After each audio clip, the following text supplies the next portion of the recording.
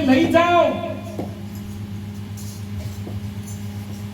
15 દિવસ થાય તો તમે ક્યાંક સંતોના દર્શન કરવા જો, અને તમારા 15 દિવસ થઈ જાય તો કોઈ સંતને બોલાવો, રોટલા ને શાક ખાઈને જઈ, પણ તમારે ઘેર કમસે કમ બે હારી તો વાતો કરશી કે નેતાઓથી આ જગત નહીં બદલાય. નેતા ન બદલી શકે, નેતા સગવડ કરી શકે, પણ નેતા સંસ્કાર ન આપી શકે. સંસ્કાર કોણ આપે? સંત આપે, સંત આપે, સંત આપે. સાહેબ હજી થોડો આગળ જઉં છું.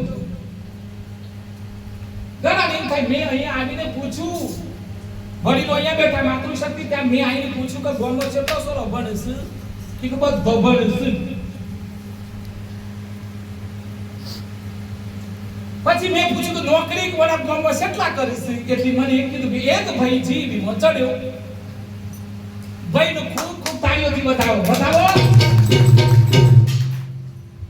એક નોકરી ચડ્યો એટલે આખા ગામનું બધું આવી ગયું નહીં.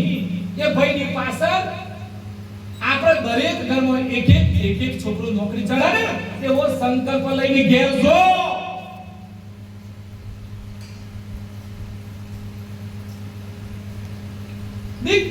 દીકરીઓ ભણી શકે, દીકરીઓ આગળ જઈ શકે, દીકરાઓ ભણી શકે, દીકરાઓ ક્લાસ 1 ક્લાસ 2 ભણી શકે, પણ આપણા સમાજમાં ખબર નહીં, જનૂન નથી.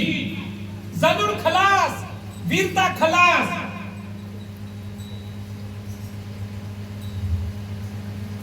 હું તો કહું છું બધી માતાઓને કે પોતાના સંતાનો એવા ભણાવો કે સાહેબ કોઈ મામલતદાર થાય, કોઈ કલેક્ટર થાય, કોઈ ડોક્ટર થાય, કોઈ જીબીમાં જાય, કોઈ શિક્ષક બને, કોઈ નર્સિંગમાં જાય. સાહેબ આપણે તો સોનો મારો ગગો હોર્મોન ઈ મો આપણો સોરો રહી જો. છોકરાને નિશાળે મોકલો, છોકરાને જોડે બેહો, છોકરાને સારા લોકો જોડે લઈ જાઓ, સોરો ભણી. હું તો આજે હું કરવાય બસ તમે બોલાય હો તારે આય, પણ એક નક્કી છે કે સાહેબ પરિવર્તન લાવવું. અહીંયા કેટલા યુવાન છોકરાઓ બેઠા ભણજો. ગમે તેટલી ભક્તિ કરશો, સાંભળજો મારો ઈશારો, મારા શબ્દ ઉપર તમે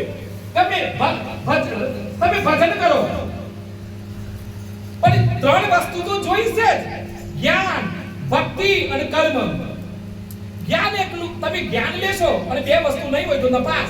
જ્ઞાન, કર્મ તો કરવું પડશે. આખી રાત ભજન કરીને હવરમાં ખાટલાનો નોબા થઈ જઈએ તો દૂધ સીઓ કાઢે, કોણી રસકો સીઓ વાટવા જહ.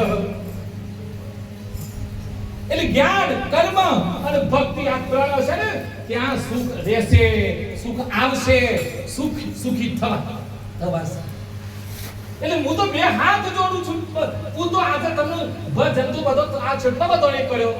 બધાને ધન્યવાદ. જેટલા ભજન ગાય બધાને કોટી વંદન. પણ સાહેબ ક્રાંતિ ભીમરાવ આંબેડકર વણકર સમાજમાં થઈ ગયા. 33 ડિગ્રીઓ લીધી. કેટલી? 33. અને આપણે 10માં પેપરમાં આવે ફલોનો ભાઈ નપાસ, 12માં નપાસ. આમ કે છો હું ક્ષત્રિય છું, આમ કે છો હું વીર છું. સાહેબ વીર સાને ઢીલી વાત કરે નહીં.